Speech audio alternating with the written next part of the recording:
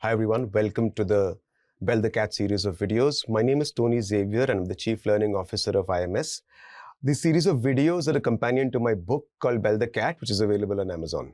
In this video, we'll be discussing the summary question and the specific technique to solve that, the XYZ method. So usual process of summary question. What do? We read the passage and the options. If it's an easy question, answer becomes straight away obvious. You can easily eliminate 3 options. If it's a tough question, you're caught between 2 options. The main question to ask is, in this simple process where you're reading the passage, reading the options, and then stuck between 2 options, where is the space for reasoning? In the reading comprehension passage in the video as well, we saw how to incorporate active reasoning. You need to pause at specific points and do specific things. We'll try to do the same thing for the summary question as well.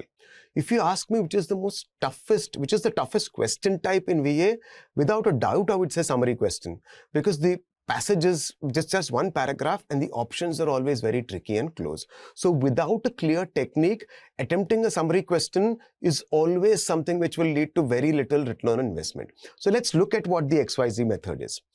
The first thing, read only the paragraph, do not go to the options, and split it into 3 big ideas. We've always seen, even in the first video on RC, we thought that there are 3 kinds of sentences: context providers, information and supporting arguments, and the main argument. So even within a paragraph, there will be quite a few sentences. Paragraphs can be as small as 5 sentences to around 10 sentences. Your task is to break these 10 sentences into 3 short sentences, which capture the essence of the paragraph. Check to see whether each option has X, Y, and Z. Right. So X, Y, and Z, if these 3 important points are not there, you can reject the option. If the 3 options are there, you can keep the options, and whatever options are remaining, you can then look at whether the logic is right or wrong. Now, when I'm saying all 3 X, Y, Z, should all 3 always be there? So suppose I'm saying that the 3 important parts, the first one is a piece of information. The second one is a very crucial supporting argument, and the last one is the main argument. Right. So you have to ensure that the most important parts are there among X, Y, and Z. Even if one of them is missing, it is fine, but it should not be the most important part. As we solve examples, and all the examples that we'll take will be actual CAT questions, this will become clear to you as to what do I mean the 3 most important statements are, or 2 out of 3 are. Yeah. So you have information, supporting idea, and main idea. So among the 3, which is the one, if you need to sacrifice one, which will you sacrifice? You will always sacrifice information. Yeah. The correct options will have all 3 or the 2 most important options without a doubt. Let's take up a few questions and do the practice. All the questions here, because we'll be only doing one video on this, are on the moderate to tougher side. I have not highlighted which question is moderate, which question is easy, because even in the exam, you won't get that particular, classification. So it's your job to look at that question and decide right at the end, okay, this is very tough, so I should not be doing this, right? So let's look at the XYZ method and try to apply it to some actual CAT questions. First question, read the paragraph.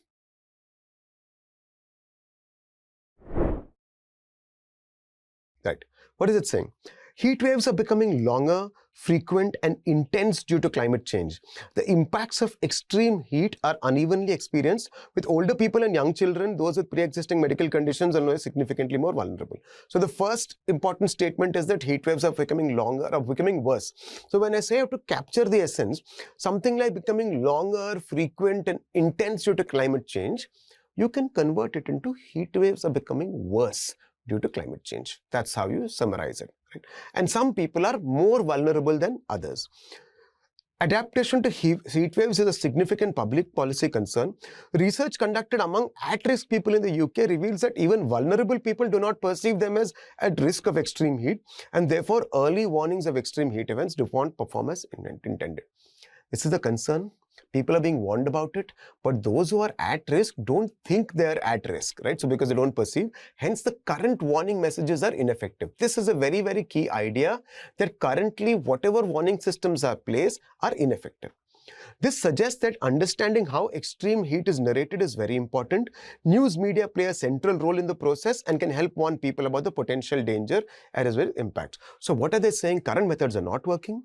We should focus on how we are narrating this whole story, and most importantly, news media will play a very, very important role to warn people. Now, if we go to the next slide in terms of what are the 3 points. X, climate change has made heat waves worse. Early warnings do not have the intended effect on people at risk from heat effects. So this is very important. Early warnings do not have this thing. So Z is that the last one, the right messaging around heat waves with news media playing a central role is crucial. These are the 3 ideas. Now, if you have to sacrifice one, which will you sacrifice? I would sacrifice X, that climate change has made heat waves worse. It's information, right? The whole thing is about people not listening to warnings and how we need to develop a better system at making the people alert to this, right? So if I need to sacrifice one out of these 3, I will sacrifice X. Now that we have the X, Y, and Z, let's go to the options. Option 1. News stories help in warning about heat waves, but they have to become more effective. News stories help in warning about heat waves, but they have to become more effective. The main idea that the way we warn people has to be more effective, and news media should be there, that is there. So I'll keep this option for now and I'll go ahead. Heat waves pose an enormous risk. The media plays a pivotal role in alerting people to this danger. So one, that it's a risk, which is option Y that is mentioned. That the news media plays a crucial role, that is Z, that is also mentioned. So Y and Z are there, we can keep this. Next one. People vulnerable to heat waves are caused due to climate change. People are vulnerable to heat waves caused due to climate change. Measures taken are ineffective. That people are vulnerable and measures are ineffective. Both of these are captured in which option? In which part out of X, Y, and Z? They're clearly captured in Y. So this option is only capturing Y, the problem. The solution which is outlined in Z is not being tackled, which is why option 3 can go, because it's only stating the problem but not the solution. 4. Protection from heat waves is important, but current reports and public policies seem ineffective. Protection from heat waves is important, but current reports and policies are ineffective. Again, with this option, what is happening? The problem is being defined, but the solution is not being A. So broadly, we have these 3 options left. Now, if we go removing these, how do we eliminate? Option 1, news stories help in warning about heat waves, but they have to become more effective. It is not saying that the news media has to become more effective in this whole thing. So it is very generic. It is not getting to the specific. It is not telling you very an important point. It's not mentioning that heat waves, pose a serious risk. That the part that a risk, Y is missing, which is why I will eliminate option 1, because Y is missing. It's only talking about the solution. I will also eliminate option 4, because again, this is talking about the problem but not about the solution. First one talks solution, no problem. Fourth one talks problem but not solution. Which is the only option that is highlighting both problem and the solution? Option 2. Heat waves are an enormous risk and media plays a pivotal role, which is why option 2 is your right answer.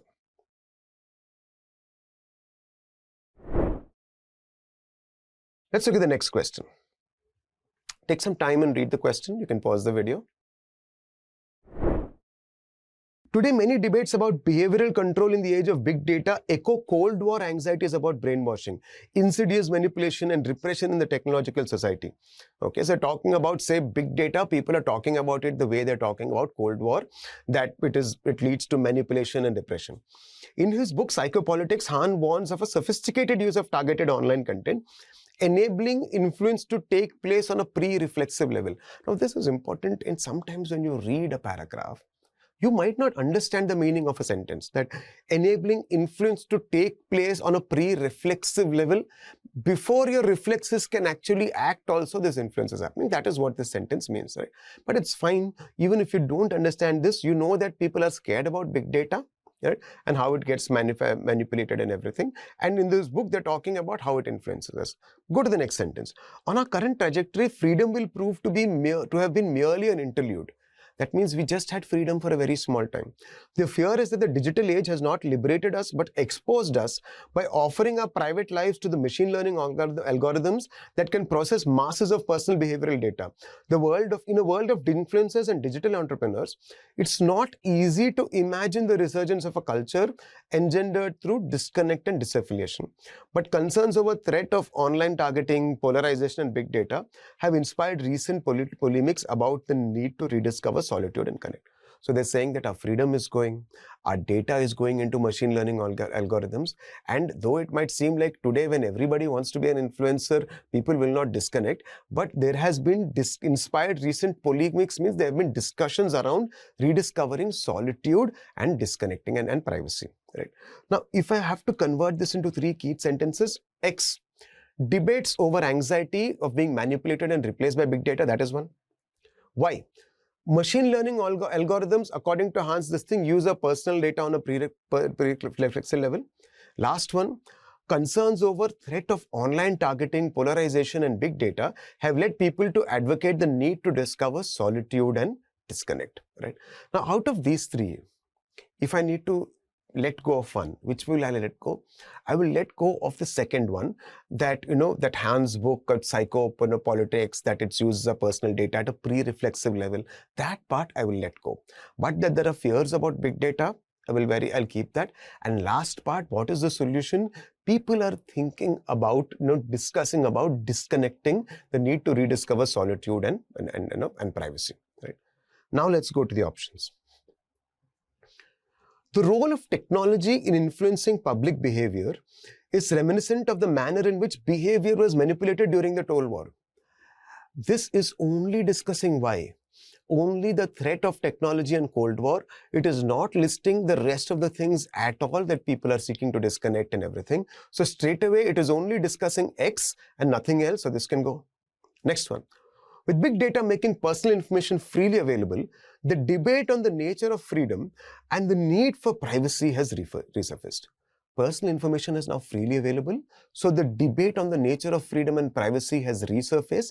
This is exactly what is mentioned here, that our personal data is going out, and there is a debate and discussion. It's not saying that people are going, but debate and discussion about privacy in this one. So I'll keep this. The notion of freedom and privacy is at stake in a world where artificial intelligence is capable of influencing behavior through data gathered online. Again, freedom and privacy is at stake and data gathered online. I should keep this. Next one. Rather than freeing us, digital technology is enslaving us by connecting personal information and influencing our online behavior. This is also dealing only with the problem, which is that all our data we are getting manipulated, but it's not highlighting the outcome of the problem, potential solutions, which is that we need to restake our solitude and we need to stake our privacy is at stake and we need to reclaim our solitude. That part is not there. This goes. Now, if you see, compared to say RC statements, and in the entire 2 videos that I did on RC, here I'm not necessarily immediately eliminating an option in a very, very rocket-proof way immediately, because summary questions, the condensation sometimes is so tight in terms of the way they change that entire paragraph is being this thing, that I don't want to be too tight right at the beginning when I'm eliminating options. So right at the beginning, whenever say all the broad ideas are there. So I usually eliminate summary questions in 2 phases. First, eliminate whenever the key points out of the 3 X, Y, and Z, if one key point is missing, eliminate. If the key points are there, I will keep it and I will eliminate based on incorrect logic the second time round. Yeah, I do it in 2 phases usually, it helps me. Now between 2 and 3, if you look at it, how do you do this elimination? Look at the first sentence.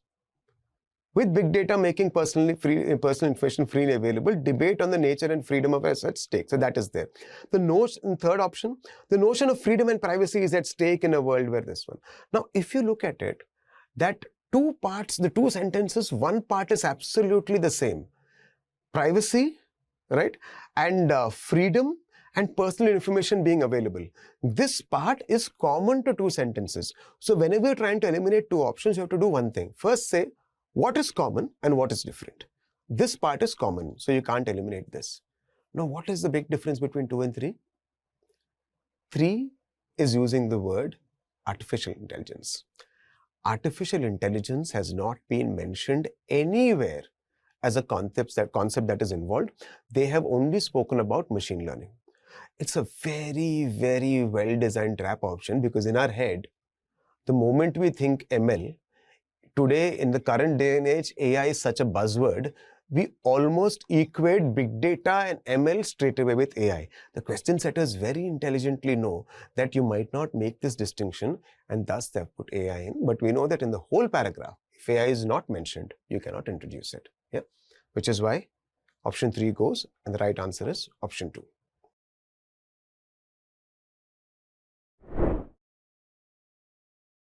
The next question, question number 3. There is a common idea that museum artworks are somehow timeless objects available to admire for generations to come. That these are timeless objects. That's a common idea, that they're available for generations. But many are objects of decay. That means they're not available forever, they decay. Even the most venerable old master paintings don't escape. Every great painting. Pigments discolor, varnishes crack, canvases warp. This challenging fact of art world life is down to something that sounds more like a thread of a morality tale, inherent vice. So they're saying that why does this happen? Because of something called inherent vice. Inherent vice means vice is something which is a bad habit, right? Like, smoking and drinking, these are called vices, right? Inherent vice means this is inherent inside. It's not something that is coming, later. It's inherent within this thing only. And now they're explaining what that is.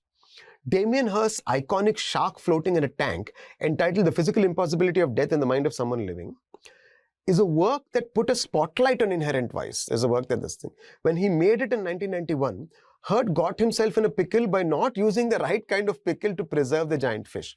The result was, as the shark began to decompose quickly, it's preserving liquid clouding, the skin wrinkling, and an unpleasant smell coming from the work. So what is this whole idea? They're saying that artworks are not timeless. They start decay. But the decaying happens because when it's made only, there is a problem. Right at its inception, when it was being made, when it is coming to life as a painting, there is an inherent flaw, which is why these artworks decay. Now, as I said, summary question is one of the toughest question types. So this again is tricky, because if you see, you have almost how many lines, you have like quite a few sentences. It's a paragraph is large by usual standards, right? But half of it is given to this example of Damien Hirst. It's explaining that whole thing. So for you to very, very identify this very, very well as to what are the 3 key ideas becomes tricky based on the way the arguments are structured. So one thing we know, artworks decay, that is X. Second thing we know, intrinsic vice is the inherent problem in artworks. Last part is Damien Hirst's painting had its end in the way it was made itself. So why do I say it is tough? Because how do you summarize that entire last part? For most test takers, summarizing that last part can become tough. So I am doing it. So in an actual question, if you feel that this, before you go to the options itself, if you feel this is getting really tough, it's better to leave it beforehand, right? Don't waste more time and get caught between options. It's always better to leave it before, right? Now, out of these 3, if I had to sacrifice one, what will I sacrifice? I'll sacrifice Z. X and Y I will keep, because it says all artworks decay, and they decay because they're inherently flawed. Damien Hirst is always the example. So remember, the example and the detailing of the process is never important. It is always the arguments that are important, right? The key idea. So if you have to sacrifice something, anything which is detailing the example or the processes can go. Now let's go to the options. Option 1. The role of museums has evolved to ensure that artworks are preserved forever, in addition to guarding and displaying them. One, that artworks decay is not mentioned, but it is saying that artworks should be preserved forever. The whole argument is that they will never be timeless. Even the great paintings will get spoiled eventually. So this is straight away not what the main idea is of this. So this is not the summary, because you cannot preserve them forever. The whole idea is that they decay. So this goes. Next one. Museums have to guard timeless art treasures from intrinsic defects such as deterioration of paint, polish, and canvas. Museums have to guard timeless art treasures from intrinsic defects such as this. I think it makes sense. Most of the ideas are there. Intrinsic defects is there, and museums have to guard. We can keep this. Artworks may not last forever. They may deteriorate with time, and the challenge is to slow their degeneration. This says artworks are not timeless. So that's a very, very key thing. None of even the greatest arts are not timeless. They may deteriorate with time, and the challenge is to slow down. So even this we can keep. Let's go to the next one. Museums are left with the moral responsibility of... Museums do not have a moral responsibility, right? This is a very, very good way of trap. We're not setting a trap option because the word morality is used, right? And people think it's an important word or whatever. This is museums have a moral responsibility. There nowhere is it mentioned as an idea that museums have a moral responsibility. So just based on that, I can eliminate this. Now I have two options. Museums have to guard timeless art treasures and this. Now what's the difference between two options, right? In 2, it is saying museums have to guard timeless treasures. And 3 is saying artworks may not last forever, right? Which is closer to the main argument? The main argument says people think art is timeless. No, but they decay. Option 2 is again saying that they have to gather, what you call restore, timeless art. Now, if there are timeless art, and that is one problem with option 2. What's the second part? From intrinsic defects, such as this thing. How can I guard something from an intrinsic defect? Because the defect is already there, such as deterioration. So I cannot guard something from already a defect which is intrinsic, because the defect is there, that means it happened. Between 2 and 3, 3 is more realistic. 3 does not say artwork is timeless. It is exactly saying that it will not last forever. They may deteriorate for time because that intrinsic defect in any way will happen. A challenge is to slow down. So between 2 and 3, 3 is the option which is closer to the passage in spirit, because it is saying that it is not timeless, you have to slow down the defect. 2 is saying it is timeless and you have to guard against everything, which is not what the passage is trying to say. Tricky question. If you were caught between two options, again, no point, because summary questions can be there in other exams as well. So even in summary questions, after you spend time, whenever you're not caught between two options, make sure that you leave it. So 2 is incorrect. The answer on this one is option 3.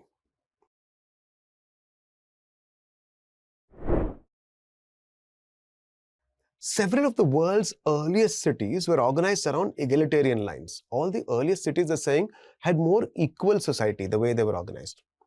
In some regions, urban populations governed themselves for centuries without any indication of the temples and palaces that would later emerge. So for centuries, there were no temples and palaces only. In others, temples and palaces never came, right? And there is simply no evidence of a class of administrators or any other sort of ruling class. So in most of the important cities, either temples and palaces never came, or for a long time there was no. Why temples and palaces? Again, this is what makes, say, some cat passages stuff or paragraph stuff, because temple is the priest and palace is the king, and that's the hierarchy of the power structure. It would seem that the mere fact of urban life does not necessarily imply any particular form of political organization. Never did. They're saying from this evidence that there was, for the longest time, it was a more equal society. It is saying that urban life, because they're talking about earliest cities, and city is always an urban life, that automatically does not mean there is a hierarchical organization, right? Far from resigning us to inequality, the picture that is now emerging of humanity's past may open our eyes to egalitarian possibilities we otherwise would never have considered. They're saying that now it is saying we already are operating in a particular organized structure, and we are thinking this is the only way it has always been. Now, from this new, what we're trying to understand from our new findings from the past, we're seeing that things were more equal, right? That there is a possibility that things were more equal. Now we're going to the options. And we're looking at the 3 XYZ. 1, many of the world's earliest cities were self-governing. There is no evidence of a separate ruling class that emerged later. It is now emerging that urban life can have egalitarian possibilities that we otherwise never would have considered, right? Now, I have these 3. If I need to eliminate something, if I need to ignore something, what can I ignore out of all the 3? The first one, option X, the statement X, that many of the world's earliest cities were equal and politically self-governing. It's information. I can, even if I don't mention it, within Y and Z, that is getting captured, right? So if I need to let go of one, it is X. Now let's go to the options. Let's look at the first option. We now have evidence and support of an existence of a egalitarian urban life in some cities. We are saying that in some cities, the life, this was egalitarian. It is exactly what is being mentioned in X, Y, and Z, where political and civic organization was far less hierarchical. But sir, they've introduced this new word hierarchical. Should I reject it? No. Like in RC, we discussed that the right options always use paraphrasing. Paraphrasing means same idea expressed in different words. More egalitarian means more equal. What that also means is less hierarchical. Hierarchical means a structure where somebody is at the top and somebody is at the bottom. So more egalitarian always means less hierarchical. It's a way of paraphrasing it. So we'll keep this option. Next one. The lack of hierarchical administration in ancient cities can be deduced by the absence of religious and regal structures such as temples and palaces. Right? So this is just explaining one idea, which is option Y, or sentence Y, that we discussed. There is no evidence of separate ruling class. It is just an elaboration on that. It's not mentioning that in the past things were more egalitarian and now evidence is this thing. It is very, very narrowly talking only about the fact that there were temples and palaces that were not present. So which can go because the larger point is not being made. So that is why this option can go. Next one. Contrary to our assumption. Now straight away, one of the best things about summary questions also is that whenever they make a big logical fallacy in the option itself, straight away you can let go. Is the paragraph anywhere saying that we have always assumed that urban settlements have involved this thing? The word assumption is not used. It's only saying that we did not think it was possible or something, but the world, it's never said that it is always assumed that it was, this thing. So the central idea of the paragraph is not to debunk an assumption, right? If it is to debunk an assumption, the word assumption will be used. Contrary to popular belief or something, nothing of that sort has been said, which is why this goes, right? Another part is that evidence is emerging. That right now we are finding this sense of discovery and finding that is also not there in option 3, which is why this goes. I'll keep that for now, but I'll look at the next one. The emergence of the class of administrators and ruling statum transformed the egalitarian urban life of ancient cities into the hierarchic this thing. So again here, it is making it like a cause-effect thing. A later people came, which is say ruling class came in and they transformed the ancient cities in this thing. The whole idea is not about a transformation. Are they talking about a transformation? No. They're just saying that once upon a time it was not hierarchical. Right? So that the whole main idea, one of the things about summary is not that is it making the argument. Is it making the argument in the same way? Right? They're not talking, the central idea is not to say that there was a transformation that happened after the emergence in somebody else, say after the emergence of some groups. No. The central argument is that now we are seeing when you're looking at the past that there is no evidence for a long time of there being a hierarchy. It's two separate ways of making an argument, which is why this will go and this will go.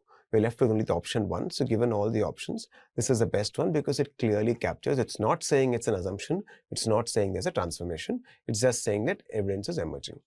By option 1, fairly tough question because there are 2-3 options that are fairly close. Yeah.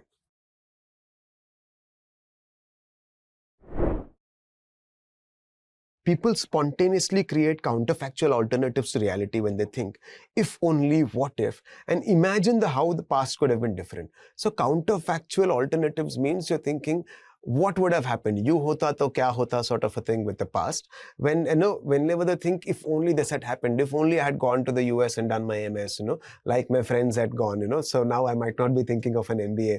They seem to be having a great life in the west coast of the US sort of this thing. Yeah. So only, if only, or what if sort of a thing. The mind computes counterfactuals for many reasons. They're saying many reasons why we try to imagine what if scenarios. They explain the past and prepare for the future. They implicate various relations, including causal ones, and they affect intentions and decisions. They're saying there are many reasons for it. They modulate emotions such as regret and relief, and they support moral judgment such as blame. So when we are looking at it, what if this happened? My life would have been different. Exactly at that point, this person came into my life. So essentially, what is it doing?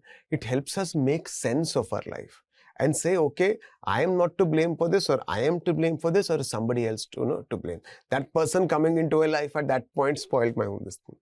The ability to create counterfactuals develops throughout childhood and contributes to reasoning about other people's beliefs, including their false beliefs. So they're saying that it is not something that we develop later. It is something that keeps on developing throughout childhood, and it helps us make sense about other people's what their thinking is, and even if their thinking is wrong. Now, if I'm looking at the 3 x, y, and z, what is x? People create alternative realities when they imagine how the past could have been different. Why? They help people make sense of their life, their relationships, and manage their emotional lives. So they're giving you many reasons, right? But the challenge in summary is condensing, right? So you cannot put all the reasons. You can just say that it makes them, make sense of their relationships, their lives, and their emotional lives, right? Or even if you write a simple sentence, it helps them make sense of their life. That is fine. Next one. This ability develops in childhood and is involved in the evaluation of other people's beliefs. So this is an ability that develops in childhood, right? So if I can get rid of, any sentence, what would I, look at if I need to get rid of one of X, Y, and Z?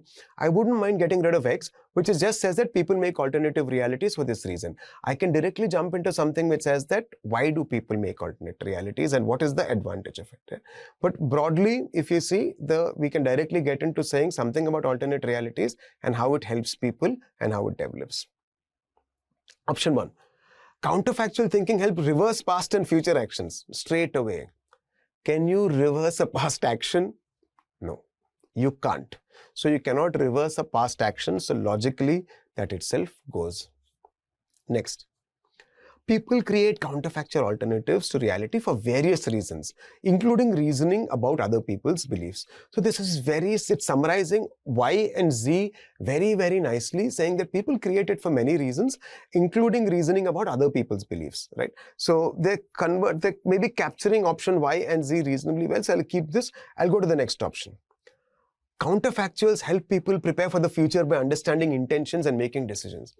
This is only talking about a very narrow thing. There are many reasons given, only very narrow thing, which is preparing for the future and making decisions. Because it is so narrow, I will get rid of this. Next one.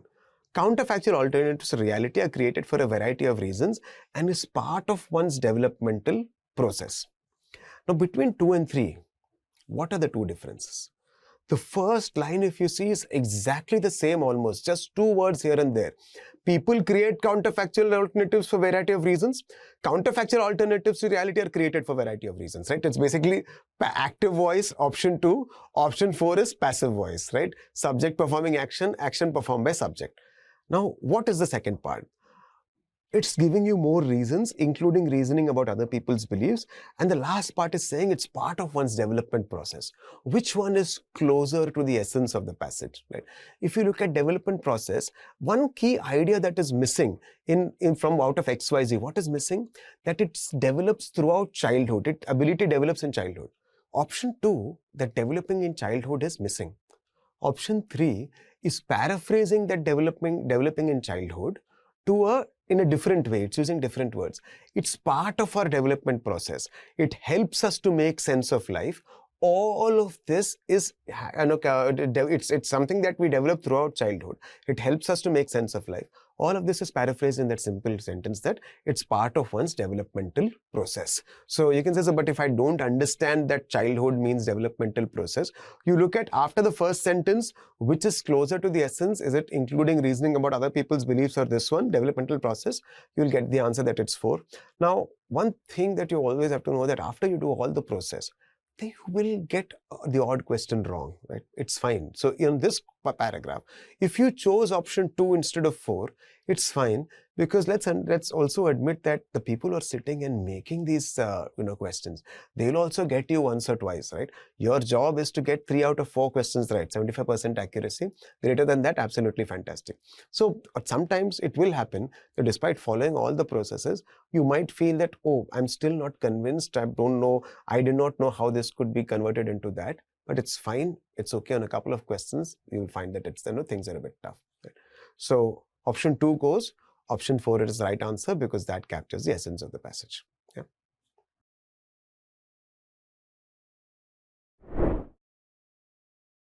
Now, a few notes and summary questions. On the easy and moderate questions, which are usually science ones, language is easy to decipher. You can easily make your XYZ, and options are not closed. You can eliminate incorrect based on presence or absence. So either one of the 3 is not there and you can eliminate. What happens on tough questions? The language is dense, so the language becomes tough. If you've seen in all of these paragraphs, on a tough question, language becomes that it's an inherent, it's like a morality tale, an inherent vice. That was tough. Hans, this thing that, that the big data acts at a pre-reflexive level. So language becomes dense. Correct options end up having only the main idea. You need to identify the main idea. It's another thing on tough questions, that it's condensed to just the main idea. You would have written down X, Y, Z, but they would have condensed all three to make it seem as if only Z is there, right? So that is something that you need, that what happens in tough questions, and you need to be aware of that. Options will be super short with many elements condensed. We discussed that. So one of the big challenges, if you know all that of this thing, options cannot be eliminated on the basis of the absence of X, Y, or Z, but on the incorrect logic which they have been stated. You have to actively reason to differentiate between two close options. So summary questions, whenever two options are there and they have everything, you have to start asking questions. Which part is the same? First part is the same. Now you have the two second halves. In the second half, what is the key difference, right? So is it this? Is it this? Are they saying that is artificial intelligence mentioned or it's not mentioned? So your attention to detail with respect to what is the logic and who are the people involved, that becomes very, very important. In the toughest kind of question, it will be about the way the argument is also made. The logic is also right. All the elements are present. Is it the way the argument is made, which is the question that we discussed about the hierarchical cities, right? So I think between these 5 questions that we discussed today, the kind of options and the kind of reasoning and the kind of logic that you need to use more or less should be clear, right? This is the toughest question type. Get used to doing this, and your job will be where you stop after the paragraph and capture something. It's no different from framing a shadow answer, but shadow answer might become too narrow for this, which is why you need to do 3 key points. So all of these techniques, it will always take some time to practice, as I keep saying. So happy practicing. Take the XYZ method and consistently do around, say, at a stretch, do around 20 to 30 questions. Once you have that, this will become a habit. Once this becomes a habit with VA, all you need to know is that you don't need to practice a lot of questions because every paragraph will be new, right? So, and it's not like it takes a lot of time or speed, unlike RC where you have to work on speed. So for VA, the objective is simple. Every technique that we discuss, you just need to practice for sufficient questions to ensure that it becomes a habit for you, right? Whenever a question is there, by default, you will stop out of the paragraph and say, what's X, what's Y, what's Z, and then go ahead, right? So I hope you enjoyed the video and see you in the next one. Thank you.